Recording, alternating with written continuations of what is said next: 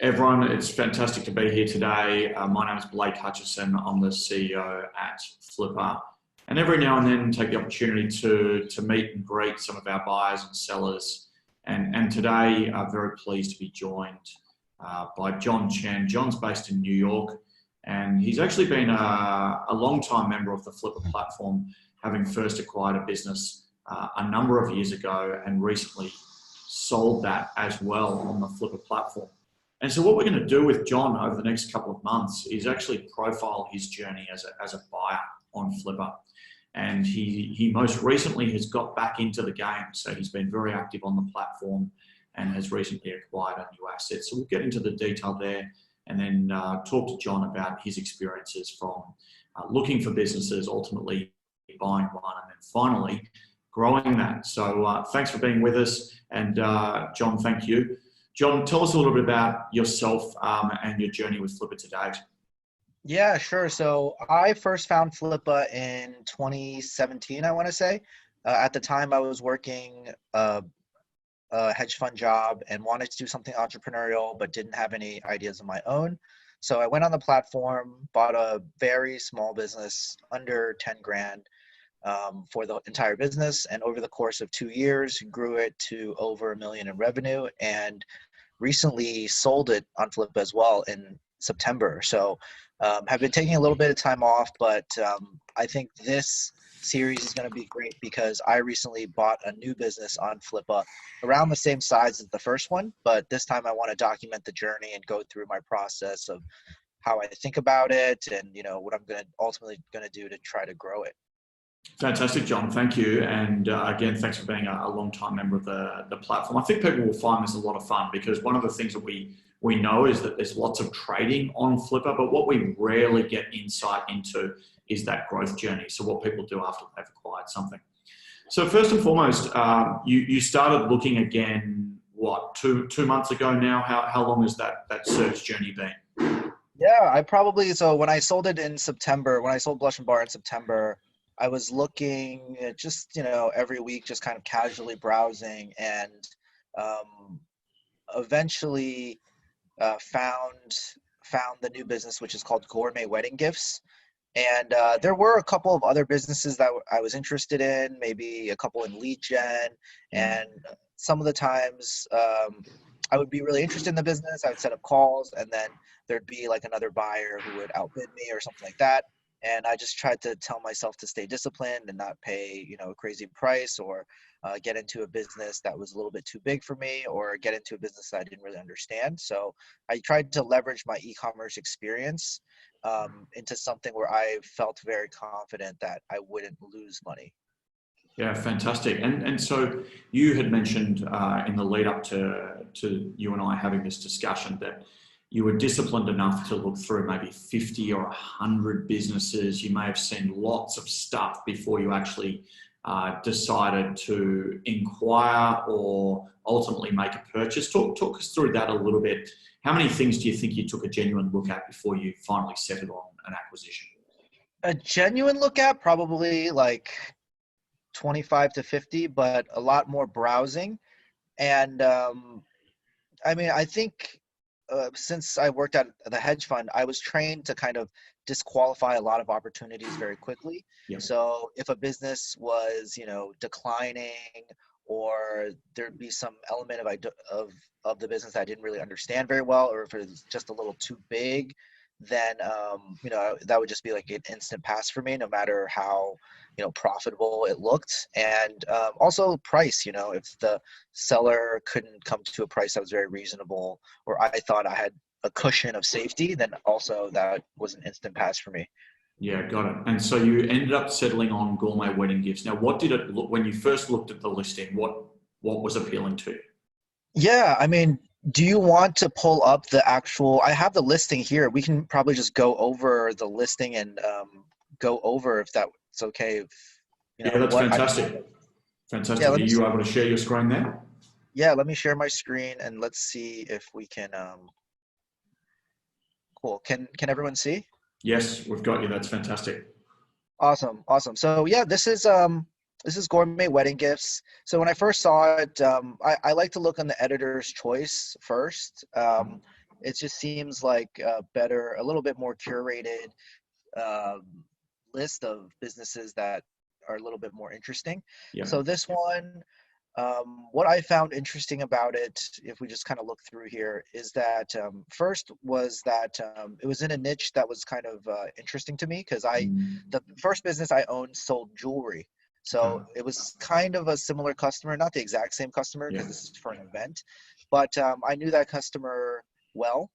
Um, the second is that a larger percentage of the business was organic traffic.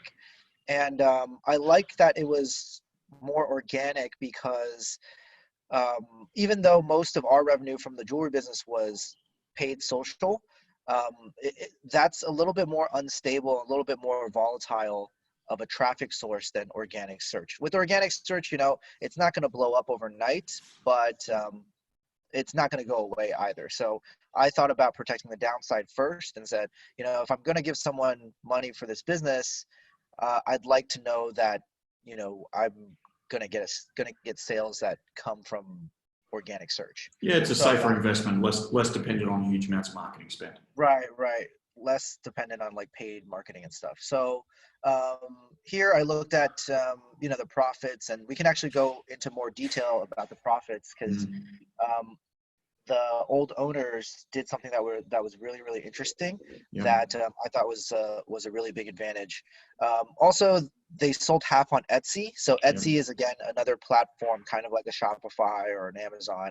But I liked that because Etsy is kind of this smaller, more insular platform that not a lot of people know. So if you have some traffic on Etsy that's kind of working, it felt like to me it was more valuable. So those were the reasons for the traffic. I can get into. Do you have any questions so far, Blake, or should I get Yeah, no, I into? think that's super interesting. A couple of questions for you. So, you mentioned Etsy and therefore the credibility of that as a sales platform. Clearly, it's a Sure. hyper competitive platform, and the community itself on Etsy is I guess relatively sophisticated. So, if something is being sold there and selling well there, you've got something of credibility.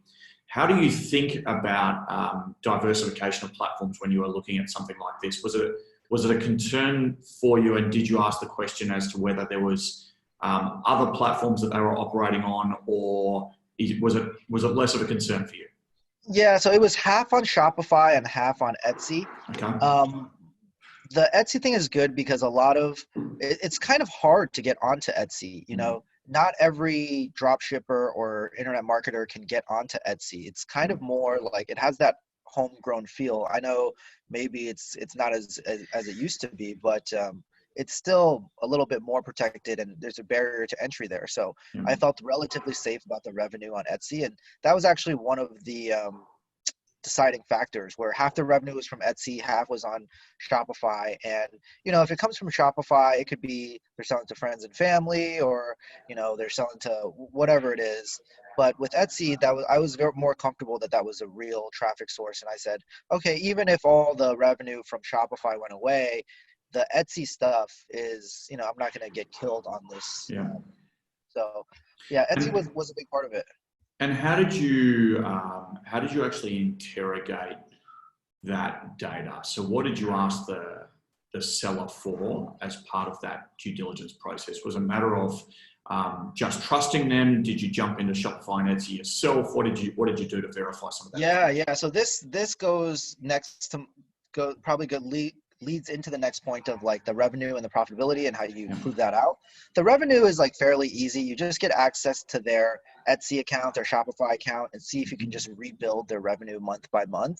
Yep. And it might be off like a couple $1,000s for the whole year, or $1,000 for the year. Like that makes sense. Like for example, this business, they had some like they sold at like a in-person fair or something, so that wasn't that big of an issue. Yeah. So the revenue is relatively easy to prove out. That's real.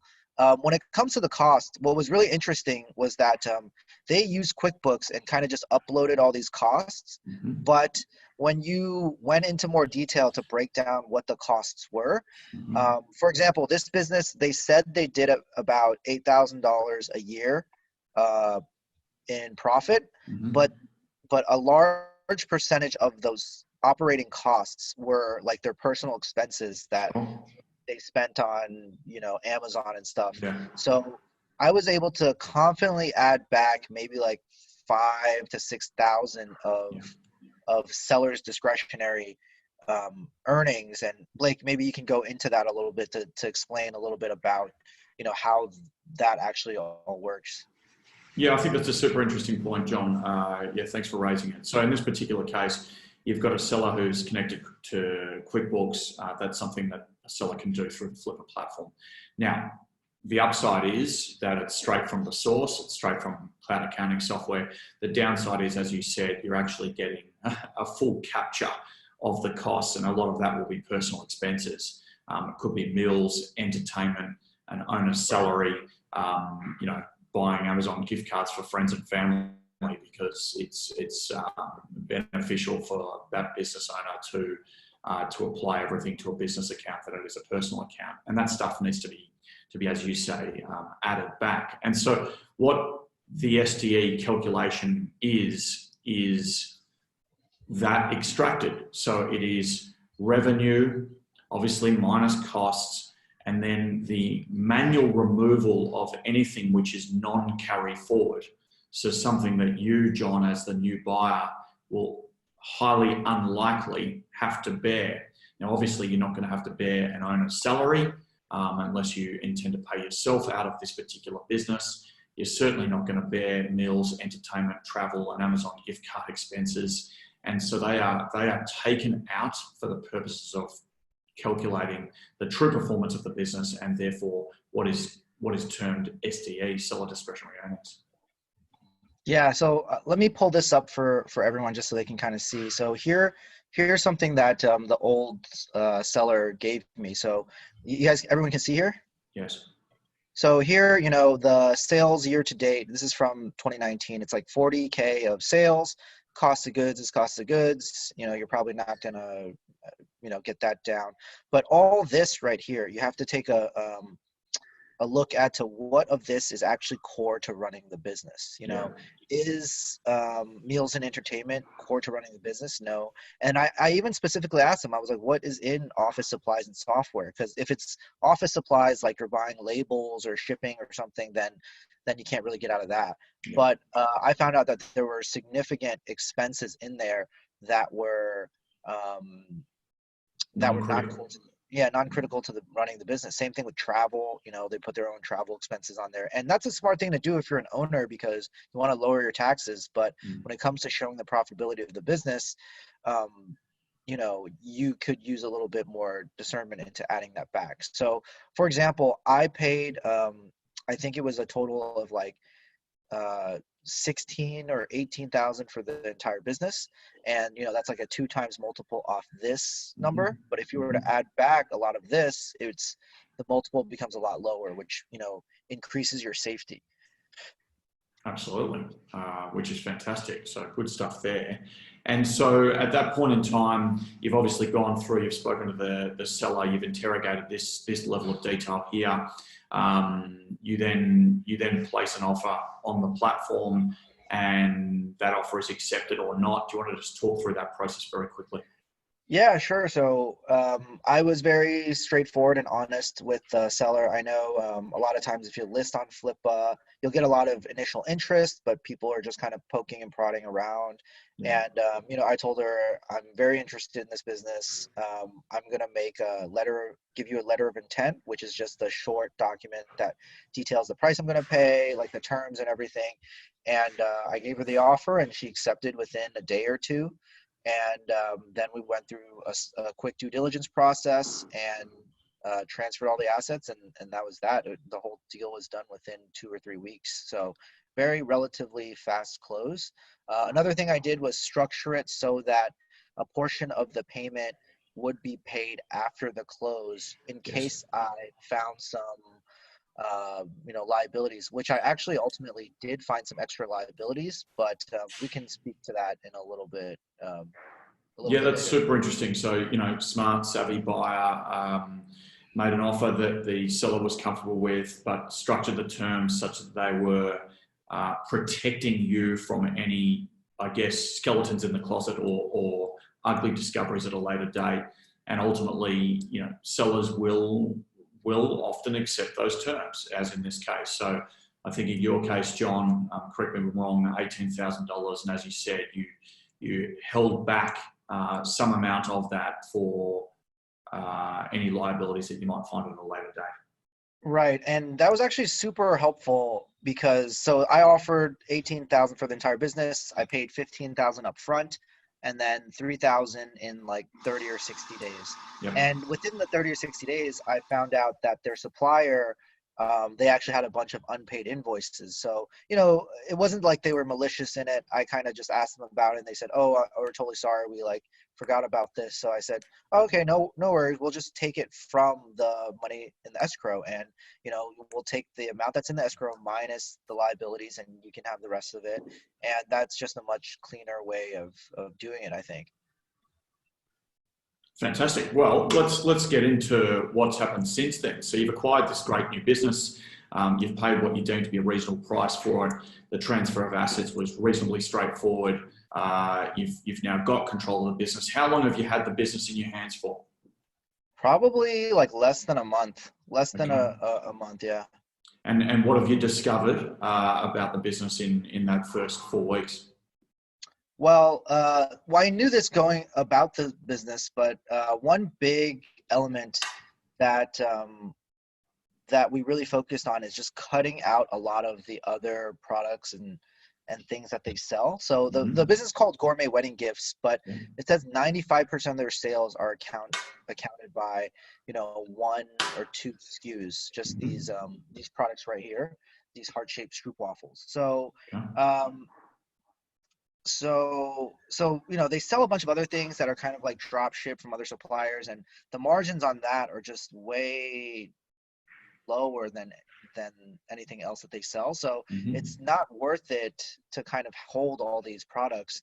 So I basically went in and got rid of all these other products where the margin would be like 10-15%, and focused on selling this specific offer and this product, and created a couple landing pages and testing out a couple of offers and such. Okay. And so how has it gone? Are you still selling through Etsy? Are you still selling through Shopify? Has anything dramatically changed in the running and operations of the business from that perspective? Yeah, I mean, it's going well. I think we're on track to, year over year, it's going to be a lot better. Month over month, I think it's a little seasonal, but what's happened is because I've gotten rid of all those smaller offers, I'm getting those other random kind of products, like a personalized like wine bottle or whatever it is, or corks or something like that. I've been able to see the average order value rise, and the conversion rate rise, or the conversion rate is a little bit lower, but not lower enough where it's that big of an issue, if that makes sense. So the average order value went way up because the only thing people are buying are the stroopwafels or the wedding favors, and that average order value is much higher, like $200-300, because it's for 100-200 people. But they had like little gift baskets and stuff like that, and it just wasn't really worth the time or the effort. So just explain that to me and the rest of the community again. So you basically removed some not profitable or less high performance product. Is that correct? Is that right? So they had a bunch of other suppliers that they worked with, and this isn't like, it wasn't like they were drop shipping in that you can just click a button and send it from China. They actually had different vendors that they worked with. So anytime they got an order for that thing, they had to like phone in to the vendor, and then the vendor would charge them. And it would be like you charge $225 per item, and then the vendor does it for you for like $1.75 per unit. So it's not a lot of profit there. So I decided it wasn't worth the time to hold all these SKUs and all that, and really just focus on like the core product. So I also created a couple of bundles and landing pages focusing specifically on this core offer. And we'll see how it goes. We're starting to send a little bit of paid traffic to it, and hopefully that'll work. That's super interesting. And so the organic nature of the business, when we were looking at the listing before, you said whatever it was, I think 65% of traffic was organic. Is that still the case? Has that played out as you expected it would? Yeah, yeah. I mean, almost all the sales are organic, but we're trying to add that element of paid. What I like about paid traffic is that I think it's really hard to make people buy something that they don't want to buy. So you can't just add paid traffic to anything. So I like that this had that kind of product market fit, for lack of a better word. That's kind of like an organic. Like I would have never known that this is what sells or this is what people like. So we shot a couple of videos, just tried to focus on this product as opposed to just try to come out with new products, because I really don't know new things that would work. Yeah, so that's super interesting, right? So you've essentially taken on, it's a food business, and it's got huge amounts of opportunity because you're operating in the wedding niche, and there's lots of demand for these types of kitschy product. But I hope you don't mind me saying that you don't know anything about this specific product space. Is that right? No, I don't. I know a little bit more about it now, but I didn't know anything about this going into this, or I don't know. I've never made a stroop waffle. Like I've never created one. Have you eaten one?